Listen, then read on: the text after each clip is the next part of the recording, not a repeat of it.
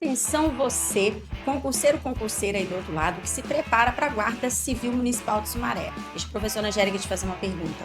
Você está preparado para as questões que acontecerão na sua prova nesse final de semana? Não? Então eu quero te fazer um convite. Adquira o nosso combo de simulados, um material totalmente voltado para a sua aprovação. É isso mesmo. Questões todas de acordo com a banca examinadora, que vão te auxiliar muito nessa reta final.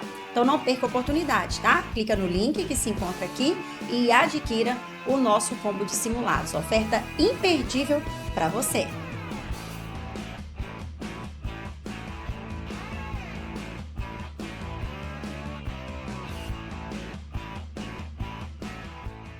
Seja muito bem-vindo você, meu amigo, minha amiga, que vai fazer o concurso para a Guarda Civil Metropolitana de Sumaré. Ó, GCM Sumaré. Eu sou o professor Magno Assis, de Direito Constitucional, e hoje vamos falar sobre o Vale Tudo. O Vale Tudo que vai contar aqui para você tudo que esse professor acha que vai cair na sua prova. Bola de cristal, não. Agora a gente tem uma experiência que pode te ajudar aí, beleza? Então fica até o final dessa aula, que eu vou tentar passar por vários assuntos. Deixa eu ver se está pegando aqui. Estou pegando, ó, Direito Constitucional. Direito Constitucional. Então vamos lá.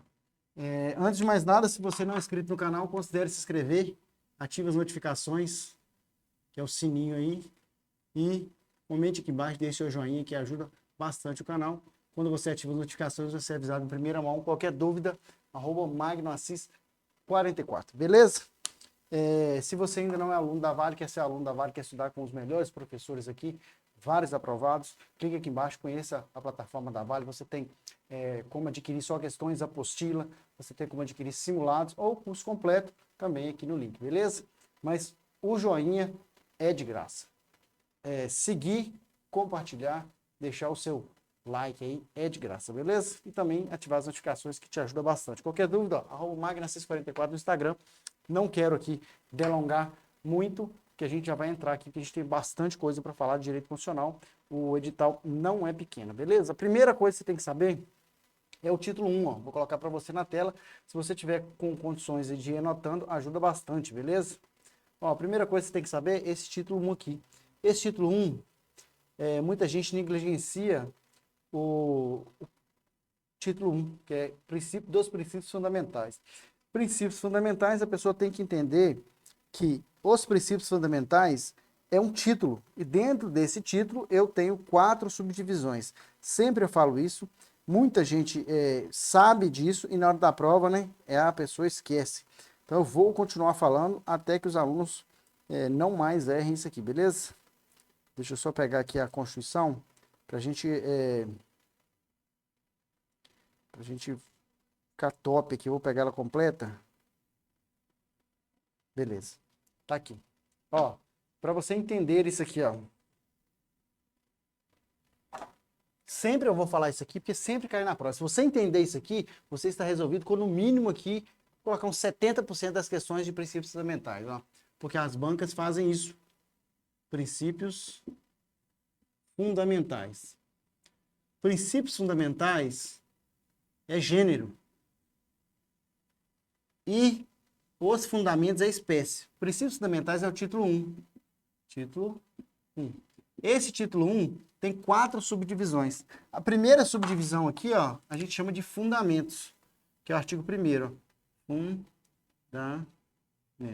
Então, fundamentos é o artigo 1º. Então, se a banca te perguntar fundamentos, é só o artigo 1º, que é o conhecido aqui, ó, Sociedivaplu. O que é o Sociedivaplu? Soberania, cidadania, dignidade da pessoa humana, valores sociais do trabalho da livre iniciativa e pluralismo político. Não é pluralismo partidário, beleza?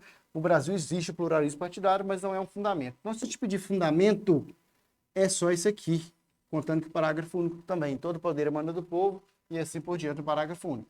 O que muita gente confunde é quando pede um princípio fundamental ou quando pede um fundamento. Se te pedir um fundamento, é só o artigo 1º. Todo fundamento é um princípio fundamental, mas nem todo princípio fundamental é um fundamento. Porque princípio fundamental também é o artigo segundo, o artigo 2º, 3º e 4º também são princípios fundamentais. O artigo 2º, eu tenho a tripartição de poderes. O que é a tripartição de poderes?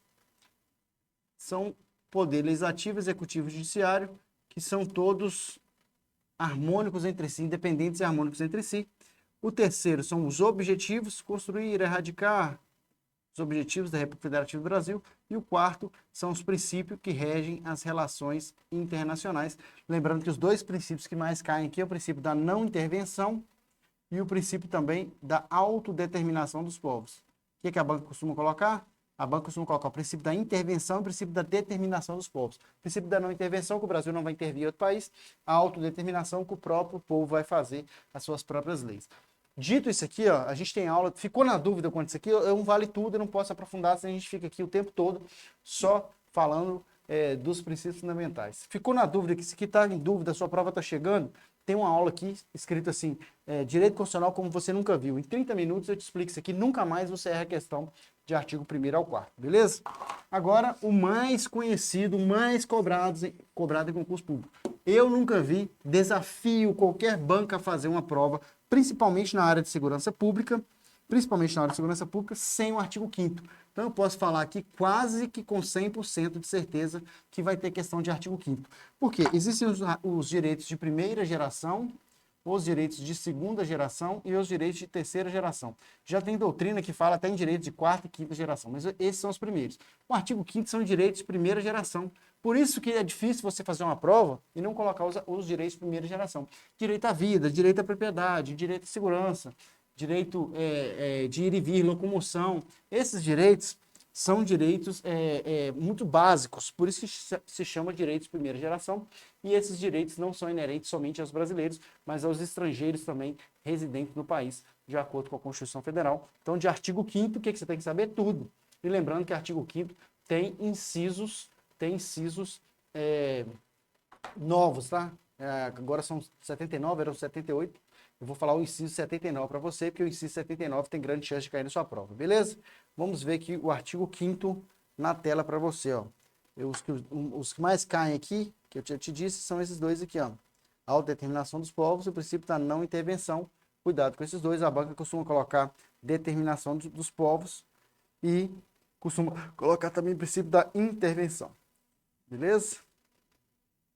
Vamos entender aqui o artigo 5º, passando na tela para você. Só pegar aqui um pincel com a qualidade melhor, que a gente vai esmiuçar o artigo 5º. Lembrando que artigo 5º é a chance aí de você separar quem estuda de quem não estuda, tá? Porque as pessoas acham que o artigo 5º cai só algumas partes, só que o artigo 5º pode cair qualquer inciso do artigo 5º. Então, o artigo 5º, você tem que saber ele todo, tá? Não tem como aí pular inciso do artigo 5º. Temos aula aqui também somente do artigo 5º. O título 2, dos direitos e garantias fundamentais, o capítulo 1 é somente o artigo 5º. Eu falo somente, mas não é pouca coisa. São 78 incisos, 79 agora, né, com a emenda constitucional, e são mais 4 parágrafos que não podem ser negligenciados. Do artigo 5º, o que eu tenho que saber, professor? Tudo. Mas alguns aqui eu vou pontuar para você. O primeiro que eu quero pontuar é esse, ó. Ninguém será obrigado a fazer ou deixar de fazer alguma coisa, senão em virtude de lei. Esse é o princípio da legalidade do artigo 5º. Cuidado para você não confundir o princípio da legalidade do artigo 5º com o princípio da legalidade do artigo 37. Então, a primeira coisa aqui, ó, vamos lá. O que é o princípio da legalidade? Como o próprio nome já diz, o princípio da legalidade é o princípio que fala que tudo que você é obrigado a fazer ou que você é obrigado a deixar de fazer, existe uma lei. Você não é obrigado a fazer nada que a lei não te obrigue e também não é obrigado a deixar de fazer nada que a lei não te proíba. Princípio da legalidade. Eu posso fazer qualquer coisa que a lei não proíba. Princípio da legalidade do artigo 5º. Lá no artigo 37, que também está no seu edital, lá fala o seguinte, ó, da administração pública. A administração pública só pode fazer o que está na lei. Princípio da legalidade do artigo 37. Esse é expresso, esse aqui é a doutrina que diz. O princípio da legalidade aqui diz que só pode fazer o que está escrito na lei. Professor, ainda não entendi. Exemplo, no artigo 37, que trata da administração pública, o que diz o princípio da legalidade lá, que é do LIMP?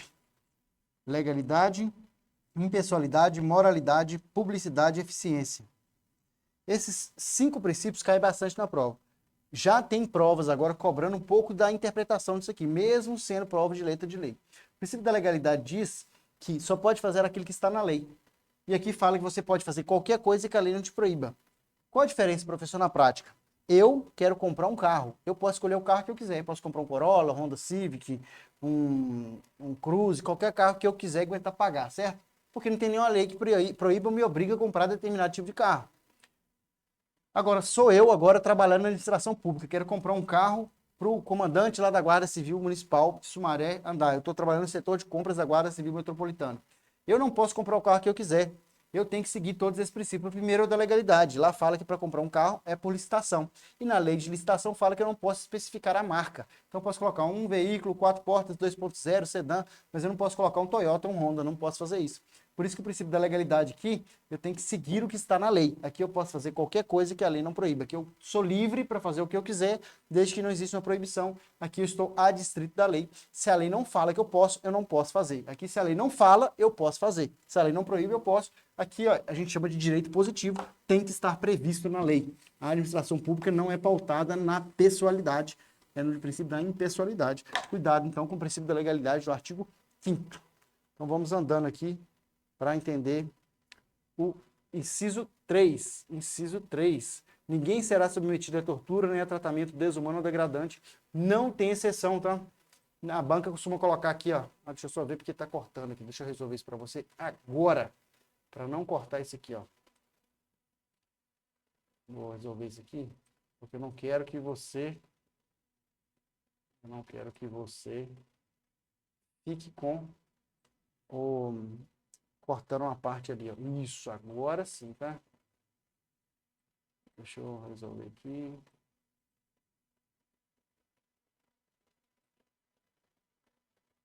Ó. Porque se cortar é ruim, porque você não vai conseguir ler. Isso aí, ó. Agora não está cortando. Beleza? Ó. Ninguém será submetido a tortura nem a tratamento desumano ou degradante. Aqui não tem vírgula, não tem salvo. O professor, seria um direito absoluto? Não é um direito absoluto. Não existe direito absoluto. Cuidado, já vi a prova perguntando isso, tá? Não existe direito absoluto. O que é um direito absoluto? Que não poderia haver exceção. Se existisse um direito absoluto, esse direito seria o direito à vida, que é o direito principal, né? Como o direito à vida tem exceções, exemplo, em caso de guerra declarada, pode ter pena de morte, que será por fuzilamento. Exemplo, se uma pessoa estiver assaltando lá e pegar um refém, pode ser dado um tiro nele, em legítima defesa de terceiro, não pode? Então o direito à vida tem exceções. Se o direito à vida, que é o direito maior, tem exceções, todos os outros direitos também têm. Não existe direito absoluto. Professor, você falou que não tem direito absoluto, agora você está falando que não tem salvo aqui, não tem exceção para a tortura. A não tortura não é um direito, é uma garantia. Então, cuidado para você não confundir o que é garantia e o que é direito. Isso é uma garantia. O Estado está te dizendo que não vai te tratar de forma desumana, degradante, não vai te torturar com a intenção aí de obter informação, com a intenção de castigo pessoal, a sua integridade física ou psicológica com essas intenções. A sua integridade física é um direito absoluto? Não é um direito absoluto, porque se a pessoa estiver resistindo, ela pode ser quebrada essa resistência, mas não pode ser em forma de castigo, beleza? Cuidado com isso, não quero que você caia nessa pegadinha, porque a banca costuma colocar uma vírgula aqui, ó. A banca coloca uma vírgula aqui depois de degradante e coloca assim, salvo em caso de... Aí coloca em caso de terrorismo ou em caso de sequestro, não pode. Cuidado com o vedado anonimato aqui, beleza? A banca costuma colocar sendo permitido o anonimato. Então você é livre para dizer o que pensa, a manifestação de pensamento é livre, sendo vedado o anonimato, porque uma vez dito, você pode responder na forma da lei. Beleza? Artigo 5º, vou passar rapidamente alguns incisos que a gente não tem esse tempo. E desculpa se eu estou correndo demais, é porque eu estou empolgado para passar o máximo de conteúdo nessa 1 hora que a gente tem aqui, beleza? Já se foram 13 minutos e a gente tem muita coisa para falar. A casa é asilo inviolável do indivíduo, ninguém nela podendo penetrar sem o consentimento do morador. Ou seja, se o morador consentir, você pode, né? Eu já vi uma prova escrita assim, com consentimento do morador. Cuidado, porque às vezes você está procurando a pegadinha aqui embaixo, a pegadinha está aqui. Tem banca que faz isso, tá? Com o consentimento do morador, é claro que você pode entrar, seja um pouco crítico na hora da sua prova. Salvo, não existe direito absoluto, né? O direito à intimidade também não é absoluto. Salvo em caso de flagrante delito ou desastre, ou para prestar socorro, ou durante o dia por determinação judicial. Então, tenho 4 situações em que o asilo inviolável da pessoa pode ser violado, porque não existe direito absoluto. Essas 4 situações são flagrante delito, desastre e prestar socorro. Por que eu coloquei isso aqui de preto e agora eu vou colocar isso aqui de azul, ó? Determinação judicial. Essas 4 situações, a pessoa vai ter o seu domicílio violado, o seu asilo inviolável. Essas 3 situações aqui, isso coloquei de preto porque ser qualquer hora do dia ou da noite. Ó, qualquer hora, independente do dia ou da noite. Por que que isso aqui é qualquer hora? Porque isso aqui tem um caráter de urgência, não dá para esperar, né? Ah, tem um flagrante acontecendo, eu vou esperar? Claro que não. Tem um desastre, preciso socorrer a pessoa, preciso prestar socorro aqui porque tem alguém infartando. Tudo isso, ó, urgência. Esse determinação judicial eu coloquei de azul, porque de dia o céu está azul, né? De dia o céu está azul. Então, para você lembrar que de dia o céu está azul, de azul, então, é somente durante o dia. Nessas 3 situações, qualquer hora, porque tem um caráter de urgência, não dá para esperar. Determinação judicial, vai cumprir o mandado de busca e apreensão na casa. Determinação judicial. Não é determinação policial. Cuidado para você não cair nessa também. Não é determinação policial, é determinação judicial, somente durante o dia. 4 situações, qualquer hora do dia ou da noite, somente durante o dia. A banca costuma inverter isso aqui. A casa é asilo inviolável, ninguém nela poderá penetrar sem o consentimento do morador, não o consentimento do proprietário. Tem uma casa alugada. Quem pode deixar entrar na casa é quem está com a casa alugada, que ele é o possuidor ali, o morador. Quem tem a propriedade nem sempre tem a posse, né? Quem tem a propriedade, às vezes, nem está morando lá. É o consentimento do morador. Beleza? Ó, mais uma vez aqui, ó, para você na tela. Cuidado com esse inciso 12. O inciso 12 diz que é inviolável o sigilo da correspondência e das comunicações telegráficas e de dados e das comunicações telefônicas, salvo no último caso. Muita gente acha que esse último caso aqui é somente nas comunicações telefônicas. Não é isso. Esse último caso se refere aqui, o Estado tem que promover a tentativa de colheita de provas de todas as formas possíveis.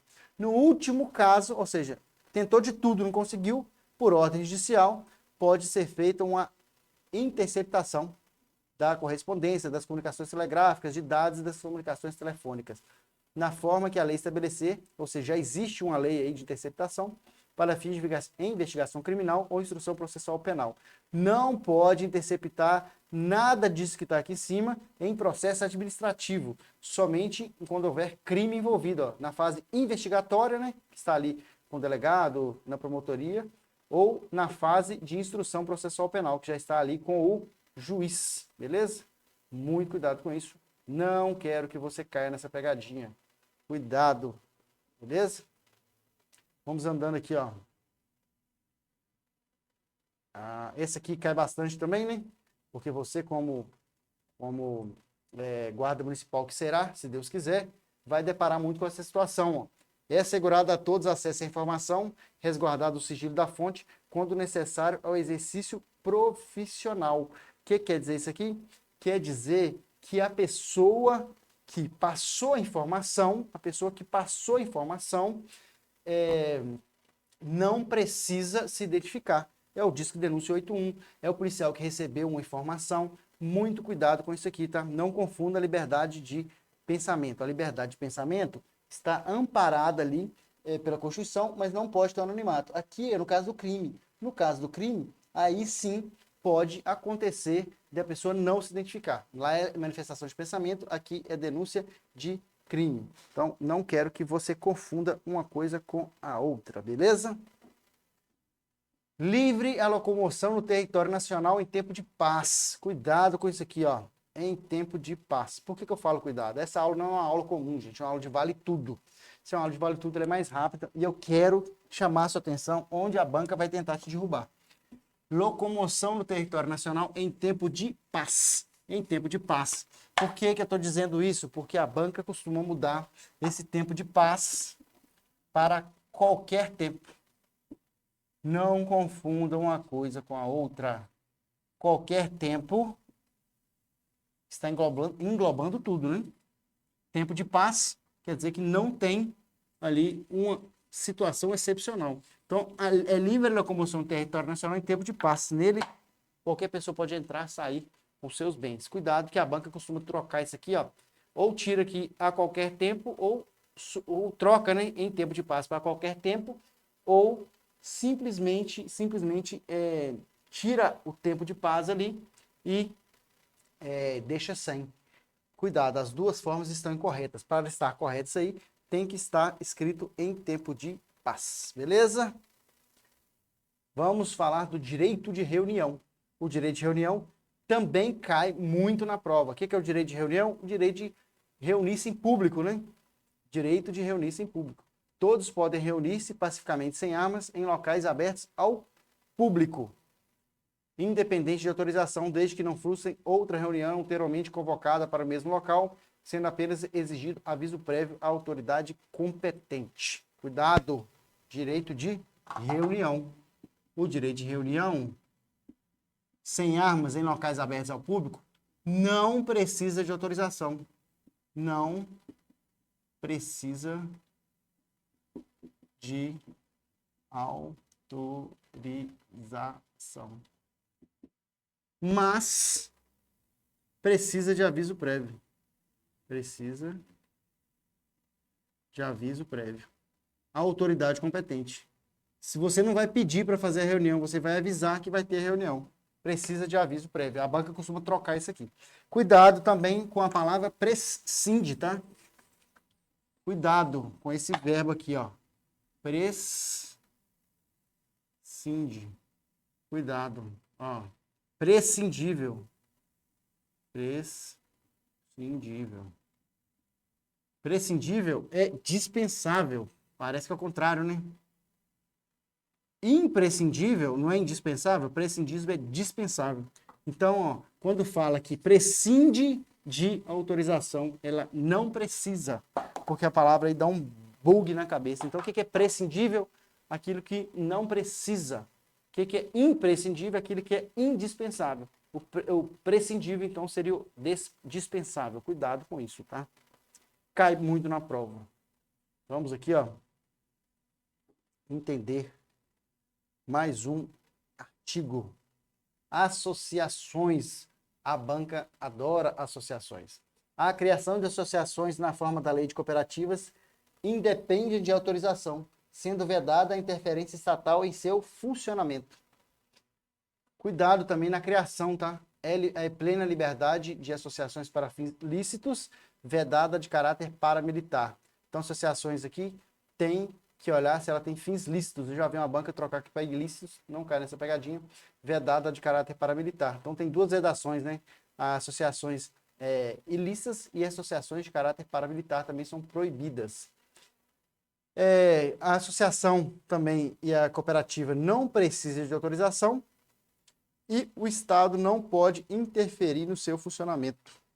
O Estado não precisa autorizar e não pode interferir, mas precisa ela precisa somente de ser registrada, assim como uma empresa. Associações só poderão ser compulsoriamente dissolvidas ou ter as suas atividades suspensas por decisão judicial. Então, para dissolver, ou seja, acabar para sempre, ou suspender por um tempo, ambas as situações eu preciso de uma decisão judicial. Só que para dissolver, ou seja, no primeiro caso aqui é dissolver, eu preciso do trânsito julgado. Ou seja, não pode caber recurso mais. Enquanto couber recurso, não pode dissolver. Pode o juiz de primeira instância suspender as atividades, mas o juiz de primeira instância não pode decidir sobre a dissolução. Ele pode decidir se deu trânsito julgado, a associação não mover recurso passado o prazo, né? Ninguém poderá ser compelido a associar-se ou permanecer associado. Essa aqui também a banca gosta bastante, o inciso 20. Não existe essa obrigação de ninguém se associar. É uma garantia que o Estado está te dando. Ó. Você associa se você quiser, assim como o sindicato também, né? Você sindicaliza se você quiser. Vamos aqui nos... aqui é muito importante, ó. Deixei até marcado aqui, ó. O primeiro é esse 35. A lei não excluirá da apreciação do Poder Judiciário lesão ou ameaça a direito. Isso aí chama de princípio da inafastabilidade. Vou escrever para você aqui, ó. Princípio da inafastabilidade. O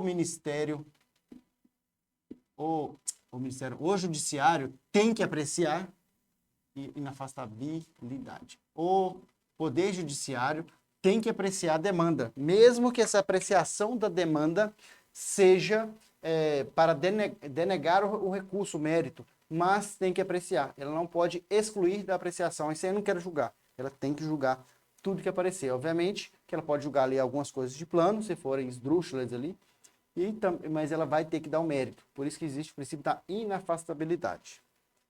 Beleza? Vamos aqui nos próximos incisos, que o tempo está correndo. 24 minutos.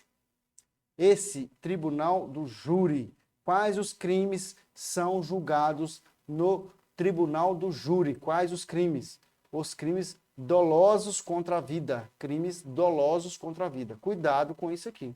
Crimes dolosos contra a vida. A banca costuma colocar de crimes culposos e dolosos contra a vida. O que é o tribunal do júri? Junta 7 pessoas da sociedade e vai julgar ali. O juiz está ali só para dosimetria da pena, o juiz está ali para impor a ordem, para seguir o rito ali da palavra para quem é de direito falar, mas o juiz ali, naquele caso, ele não julga. Quem julga são os juízes leigos, são as pessoas da sociedade. Nesse caso do júri, quais os crimes que serão julgados? No caso do júri, os crimes que serão julgados são os crimes dolosos contra a vida. Que é um homicídio, infanticídio e assim por diante. Os crimes culposos contra a vida são julgados por juiz normal, singular. Outra coisa que você tem que saber também de tribunal do júri, ó, soberania dos vereditos. O que é a soberania dos vereditos? Um júri não pode ter a sua sentença reformada por um juiz. Somente um júri pode reformar a sentença de outro júri. Por isso que existe a soberania dos vereditos. Senão seria muito fácil. Eu dou para a população decidir e depois o juiz pode ir lá anular, pode decidir diversamente. O juiz pode anular o julgamento e pedir outro, mas o juiz não pode absolver alguém que foi condenado, nem condenar alguém que foi absolvido. Sigilo das votações, ou seja, o que um jurado vota, o outro não sabe. Mesmo que vote ali unanimidade, se no quarto que abriu está condenado ou está absolvido, queima-se os outros votos. Plenitude de defesa, para não saber quem votou em quem, né? Plenitude de defesa. Plenitude de defesa quer dizer que pode ser usado todos os meios aí, lícitos, obviamente, para que seja defendido. O 39 aqui, né? Antes do 40, 39. Não há crime sem lei anterior que o defina, nem pena sem prévia combinação legal. Princípio da anterioridade da lei penal. O que é a anterioridade da lei penal? Para que uma coisa tenha gerado uma pena, seja considerado crime, no momento do ato, no momento da conduta, ela tem que estar ali positivada como crime. No momento da conduta, isso é muito importante, porque pode ser que uma pessoa cometa um ato e depois, superveniente, né, momentos depois, essa lei entre em vigor. Naquele momento, se ele for anterior à lei penal, ele não é considerado crime. É o tempo do crime, que também pode ter uma questão na sua prova. Questão da irretroatividade da lei penal. A lei penal não retroage, essa é a regra. Só que tem uma exceção. Qual a exceção? Salvo para beneficiar o réu. Se um crime que a pena era 8 anos, esse aqui que a gente está, se um crime que a pena era 8 anos passou a ser 30 anos, ou entrou na lei de crimes hediondos, no momento do fato que o agente, né, cometeu, a pena era 8 anos, ele vai responder na pena de 8 anos. E o contrário, se uma coisa uma conduta deixar de ser crime, ela pode beneficiar. E se uma conduta diminuir aí a tutela do Estado, diminuir a pena, também pode beneficiar o réu. Então existe o princípio da anterioridade da lei penal, existe o princípio também da irretroatividade da lei penal, só que a irretroatividade da lei penal tem exceção. Para beneficiar o réu, a lei pode retroagir, ou seja, voltar no tempo. Beleza?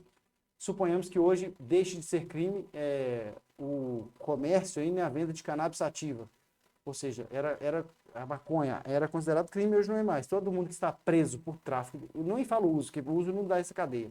Está preso por tráfico exclusivamente de maconha, teria que ser solto caso venha a ser deixar de ser crime. Eu creio que, né, não tão cedo o Brasil vai fazer isso, mas deixe de ser crime o tráfico, tem que soltar todas as pessoas que estão presas por tráfico de maconha.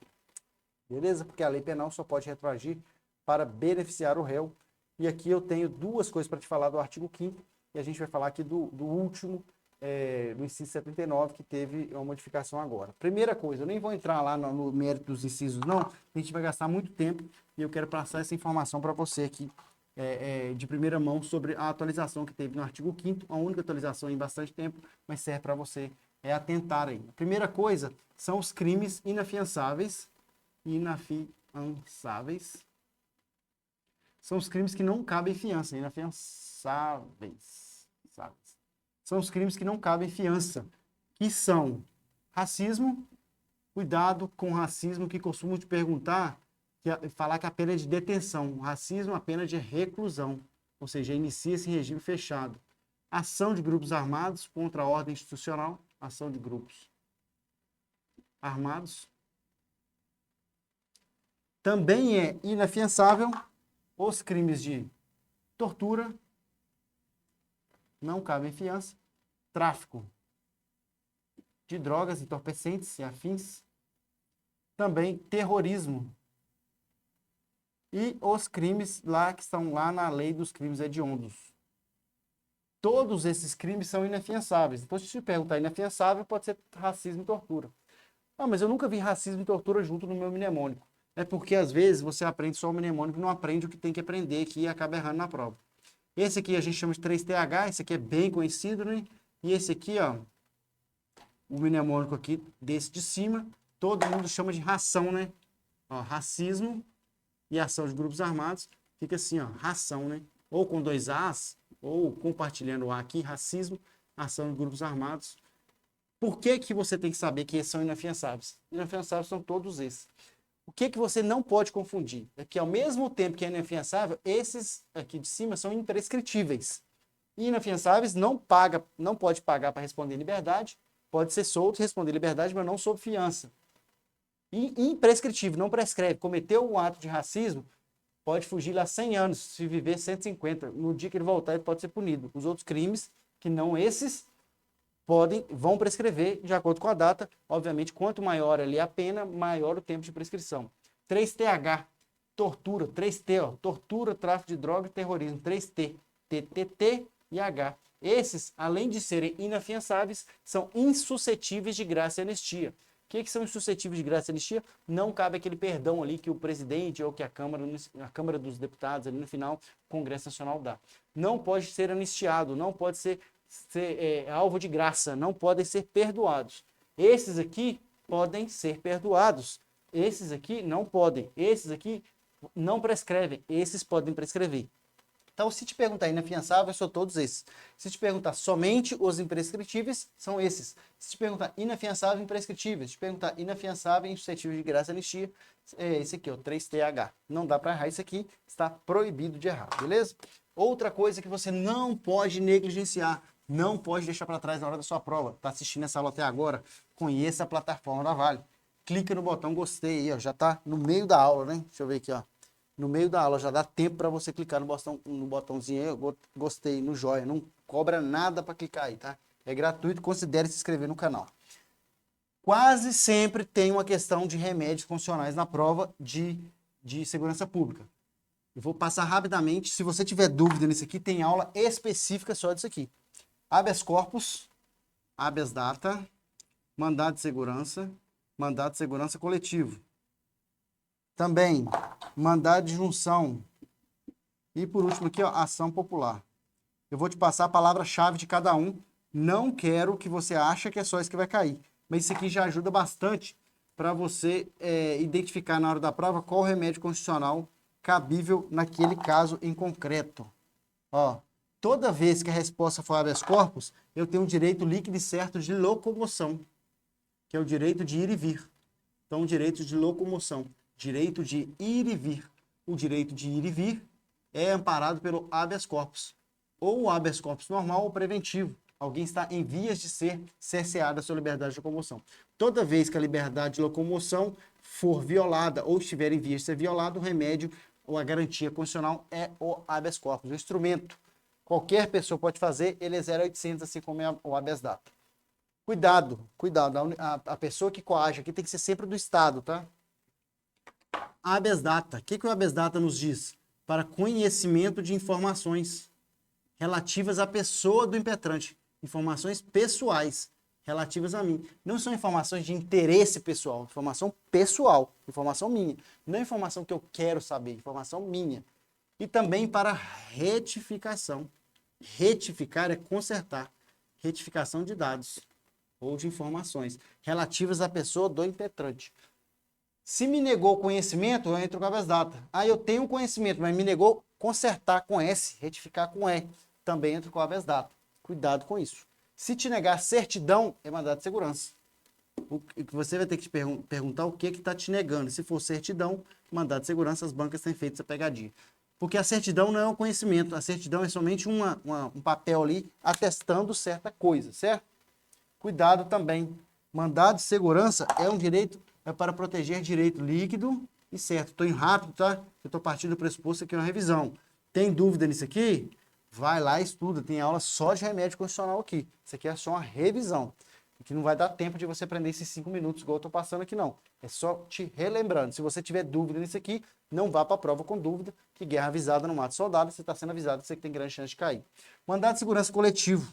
O mandado de segurança coletivo, ele pode ser impetrado por partido político com representação no Congresso Nacional. O que é no Congresso Nacional? Ou um deputado federal ou um senador. Ou também entidade de classe há pelo menos 1 ano constituída. Também pode entrar com mandado de segurança em nome de várias pessoas ao mesmo tempo, desde que seja impetrado por partido político com representação no Congresso Nacional e entidade de classe com pelo menos 1 ano constituída. Mandado de junção, o pulo do gato aqui é norma regulamentadora. Toda vez que faltar uma norma regulamentadora, está lá no finalzinho, isso aqui tá do artigo 5º. Toda vez que faltar uma norma regulamentadora, e por isso eu não consigo exercer um direito meu, eu entro com mandado de junção. Quando falta uma norma, eu quero exercer aquele direito. O Estado falou que ia fazer uma norma regulamentando, não fez. Eu entro com mandado de junção. Ação popular. Ação popular, quem pode entrar é somente cidadão. A banca costuma mudar aqui, ó.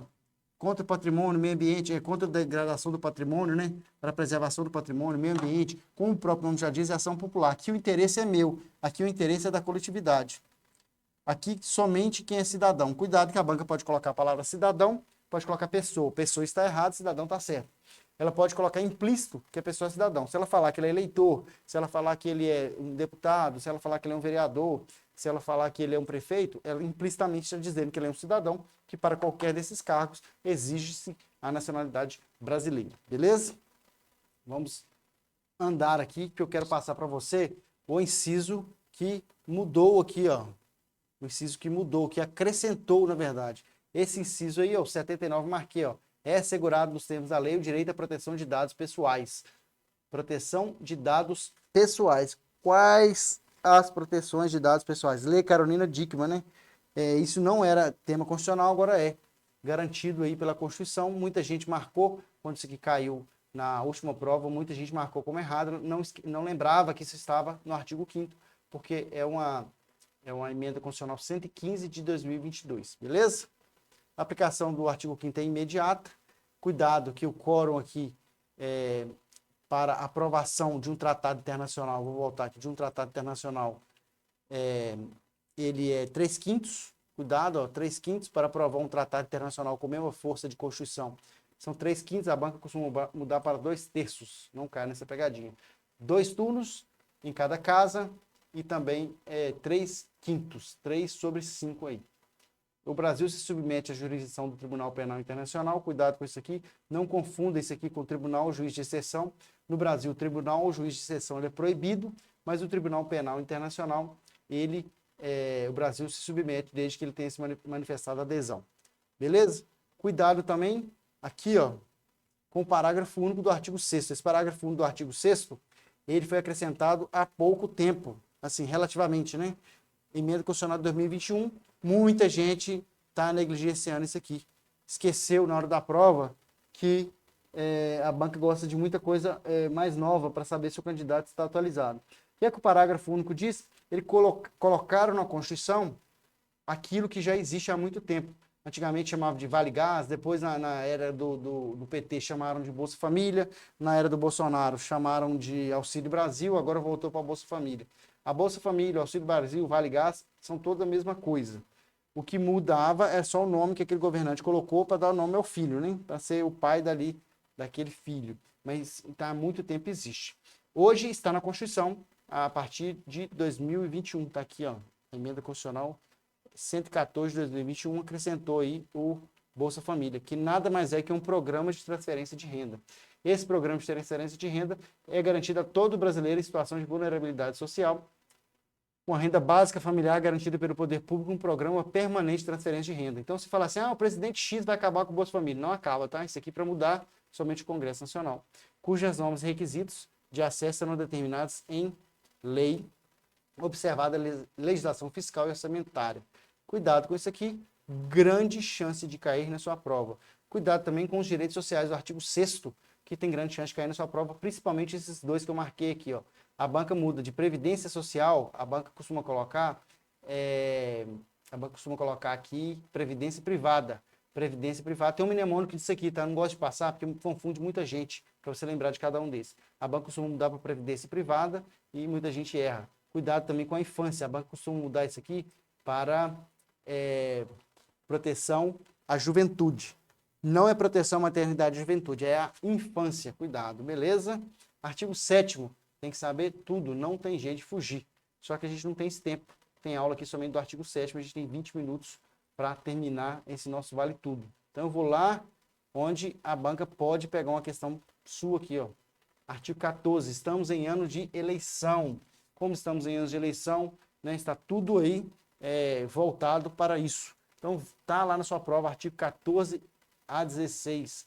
O artigo 14 diz que a soberania popular será exercida pelo sufrágio universal, escolha, tá? Sufrágio é escolha, e pelo voto direto e secreto. Não está a palavra obrigatória aqui, que o voto não é obrigatório para todos os brasileiros, com valor igual para todos e nos termos da lei mediante. Cuidado aqui, tá? O voto é direto e secreto. O obrigatório está aqui embaixo, ó. Aqui está obrigatório.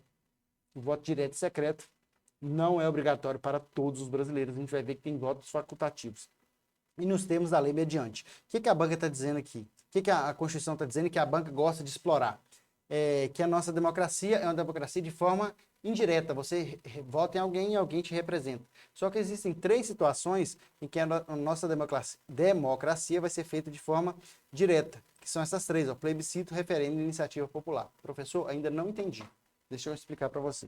Qual que é a regra? A regra é que a nossa democracia seja de forma indireta. Essa é a regra, mas eu tenho 3 exceções em que a democracia se dá de forma direta. O que é a democracia? O poder do povo. Nós escolhemos os nossos representantes. Ó. Você vota, o voto é direto.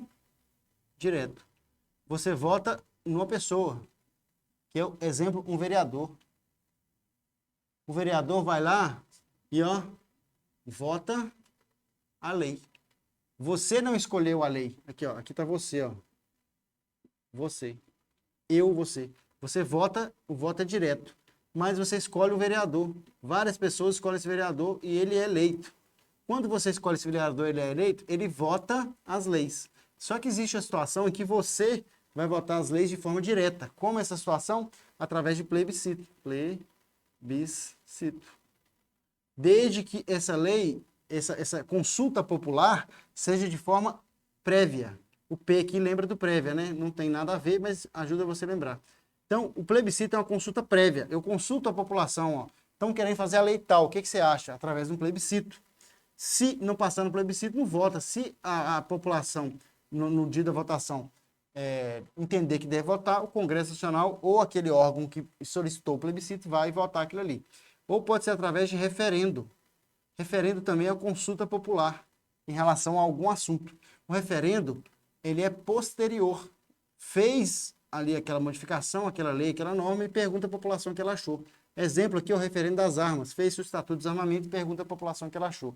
Essa consulta é antes, essa consulta é depois. Se a população votar para que a lei valha, a lei começa a valer. Se a população votar para que a lei caia por terra, a lei está pronta, mas não vai entrar em vigor, porque perguntou a população.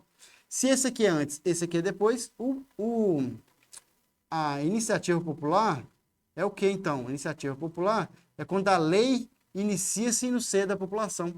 Exemplo, vota, pega assinaturas de vários eleitores em vários estados e inicia-se. Exemplo, lei da ficha limpa. Aqui, ó, a consulta da lei, ele é antes, aqui a consulta da lei, ele é posterior, e aqui a lei nasce no seio da população. São 3 exceções em que a nossa democracia, em vez de ser indireta, ou seja, eu voto em alguém, alguém vota a lei, eu participo do processo legislativo de forma direta. Cada dia menos comum no Brasil. E agora a gente tem os votos, né? Voto obrigatório, voto facultativo. Os votos são obrigatórios e o voto proibido também, tá? A gente vai ver isso aqui. O voto é obrigatório para os maiores de 18 anos. Maior de 18 anos é obrigatório. Então é todo mundo? Claro que não. É facultativo para o analfabeto, maiores de 70 anos, cuidado, tá? Analfabeto e maiores de 70 anos, ó, 70, não é 60, é 70. Só que se ele for analfabeto, independe a idade. Tem essa pegadinha na prova direta. O que eles fazem? Eles colocam uma pessoa lá com 65 anos de idade e falam assim, eu sei, eles estão querendo me confundir com 60, eu sei que é 70, mas ao mesmo tempo ele é analfabeto. Então, independente da idade, se ele tem 18, 70, 200, 150, 120, 20 anos, não importa, se ele é analfabeto, o voto dele é facultativo. O que é facultativo, professor? Ele vota se ele quiser. Maior de 70 anos também vota se quiser. Cuidado que o analfabeto, que ainda eu vou falar dele, quando eu vou falar, quando ele, em vez de ser eleitor, ele vai ser candidato, se pode. Maiores de 16 e menores de 18. O jovem entre 16 e 18, o alistamento eleitoral e o voto dele, ele é facultativo. Ele vota se ele quiser. Muito cuidado com isso. A banca costuma te confundir.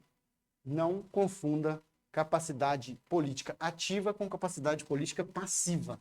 O que é a capacidade política ativa? Aquele que executa o verbo. Qual é a ação maior na cidadania? Votar, não é? Esse é o verbo, ó, votar. Quem executa a ação do verbo votar? O eleitor. O eleitor. Quem é votado? Quem é o agente da passiva, ou seja, ele recebe a ação? O candidato. Candidato. Ou o eleito, né? Como assim queira. Se ele, obviamente, vencer nas urnas. Então, o ato de votar é uma capacidade ativa. O ato de ser votado é a capacidade passiva. Por que eu estou te dizendo isso aqui? O analfabeto, ele tem a capacidade ativa facultada. Ó, facultada. O que é facultada? Ele vota se ele quiser. Mas ele não pode ser eleito.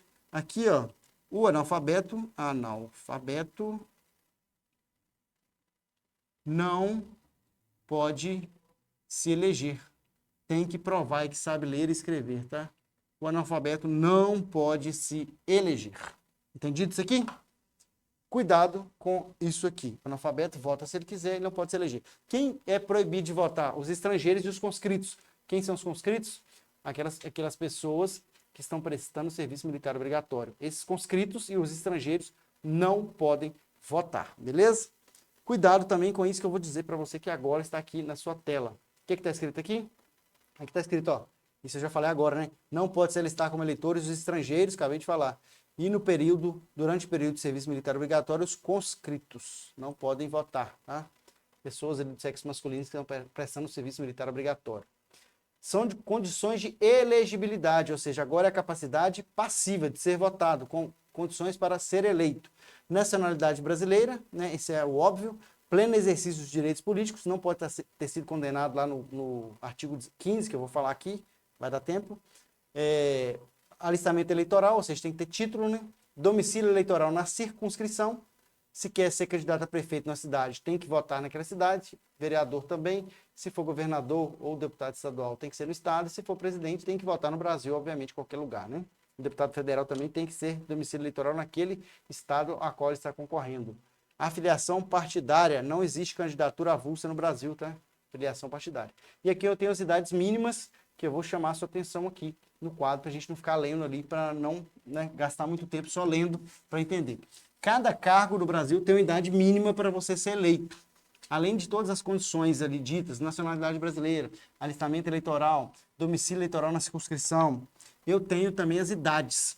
Eu tenho as idades, grave esses números aí, ó, 35, 30, 21, 18. Cuidado, a banca vai mudar esse 21 aqui para 25, ó.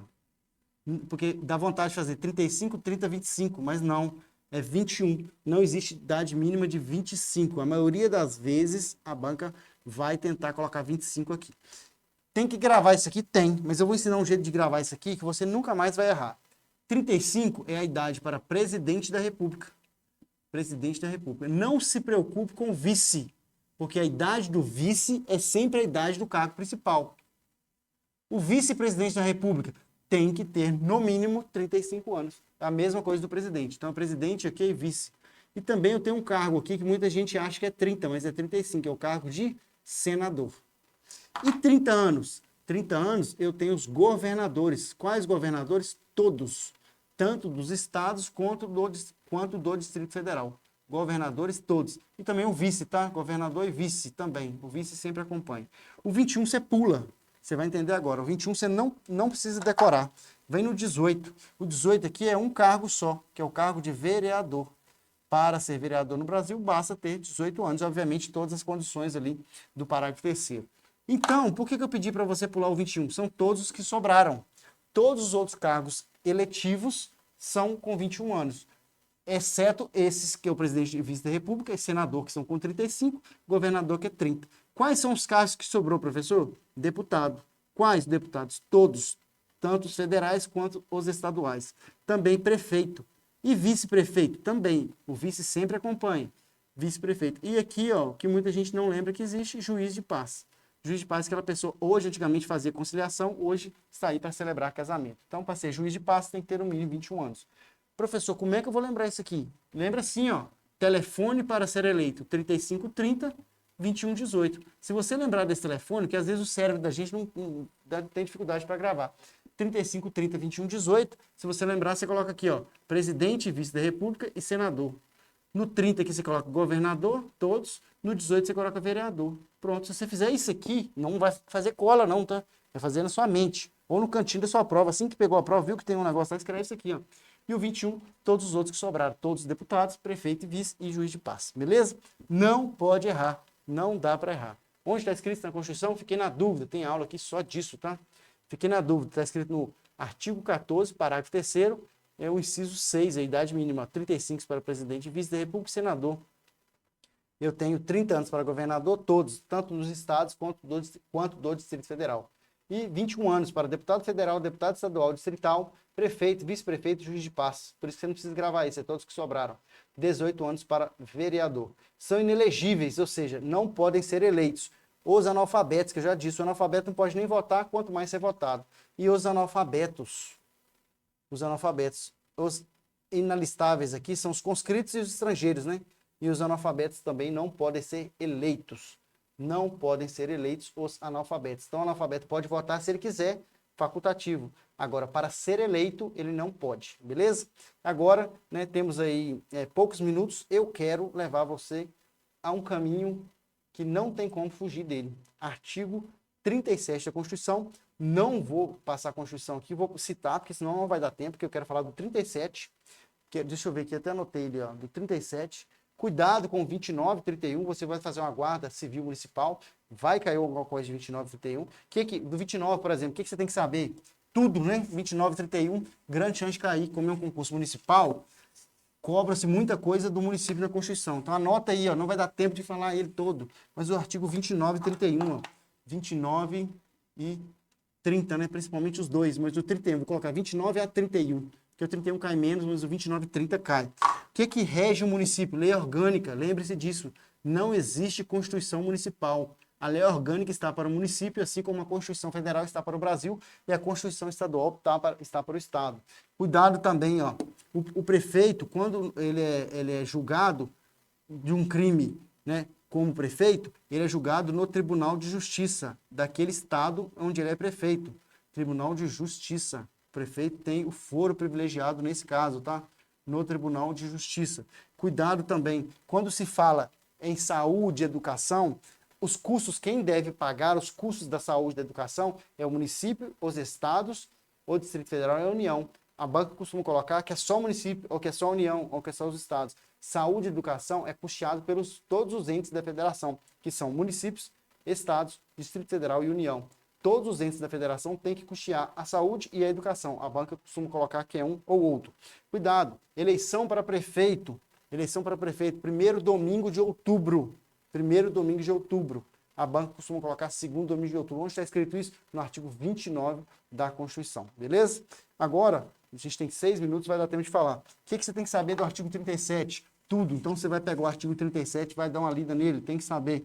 O que você não pode esquecer do artigo 37? Nada, né? Mas assim, para fazer essa revisão do artigo 37, a primeira coisa, duração de validade de um concurso público. Validade de até 2 anos. Cuidado, se a banca colocar de 2 anos, está errado, tá? De até 2 anos.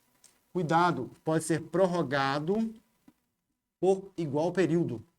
Ou seja, se ele é de 2 anos, 2 anos. Se o concurso teve a durabilidade de um ano, igual período. Cuidado com isso aqui, beleza? Cuidado. Grande chance de cair na sua prova também. Grande chance de cair na sua prova também de artigo 37, inciso 16. Acumulação de cargo público. Acumulação de cargo público. Via de regra, ele é proibido. Só que eu tenho 3 exceções em que se pode acumular cargo público. Quais são essas 3 exceções onde se pode acumular cargo público? 2 de professor. Está escrito lá no artigo 37, inciso 16, tá? XV, pauzinho aí, ó. 2 cargos de professor pode ser acumulado. Também pode ser acumulado um cargo de professor, um professor, com um técnico / científico.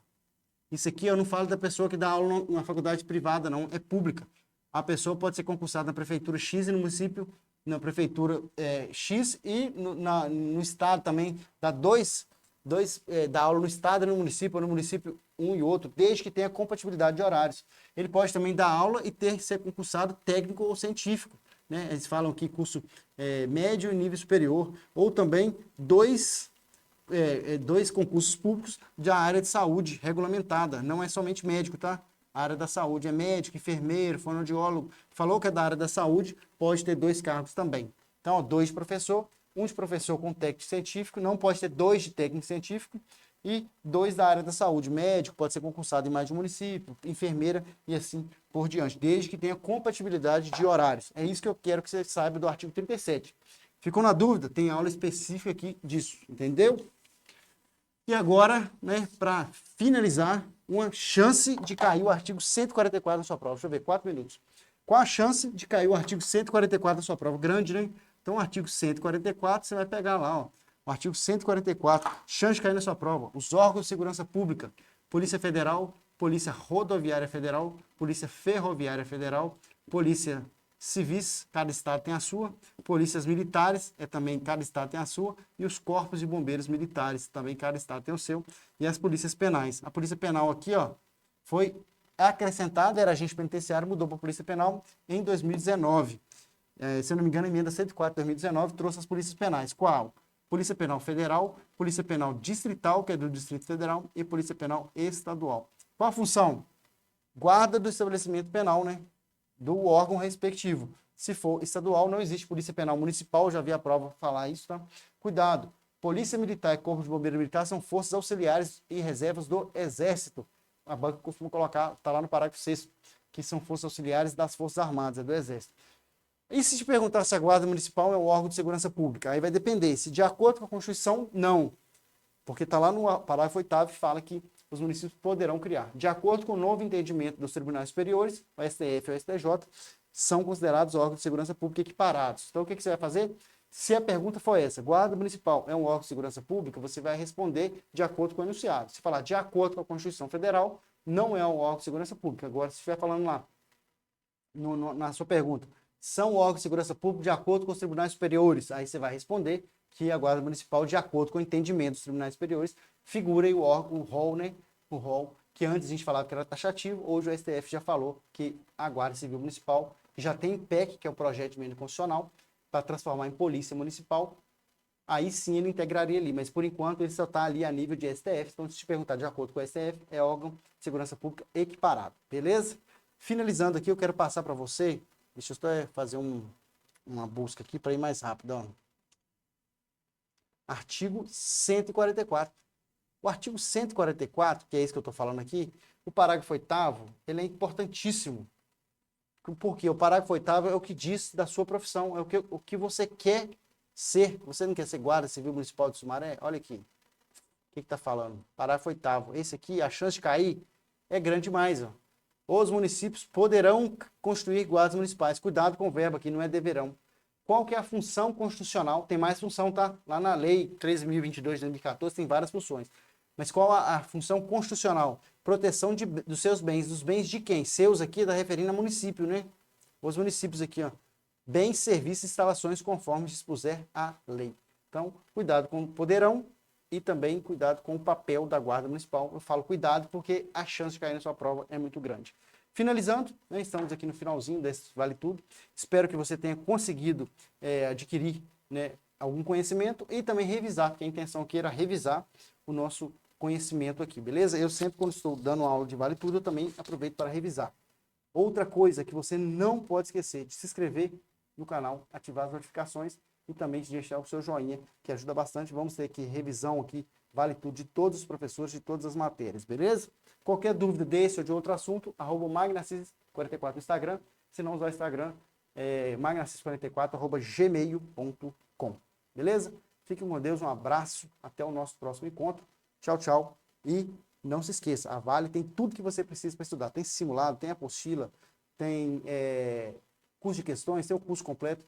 Fica aqui, que aqui vale a pena. Tchau, tchau. Fiquem com Deus.